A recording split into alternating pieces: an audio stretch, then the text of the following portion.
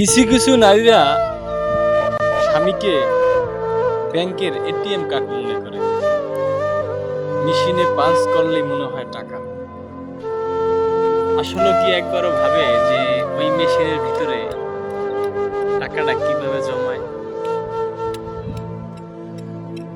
সকালে আসে বিকেলে যায়, সারাদিন এই রোদ্রে থাকে, তারপরও এক গ্লাস পানি চাইতেই স্বামীকে ধমক। আমি এই করি সেই করি, তুমি কি কাজ করো? আসলে স্বামী কিন্তু ছেলে সন্তানের দিকে তাকাইয়া ওই নারীকে কিছু বলে না। আমি ওই নারীকে বলতে চাই, আপনি যে আছেন আপনার স্বামীর জন্যই সুখে আছেন। স্বামী থাকবে না, ওই সুখে থাকবে না। স্বামীর দিক খেয়াল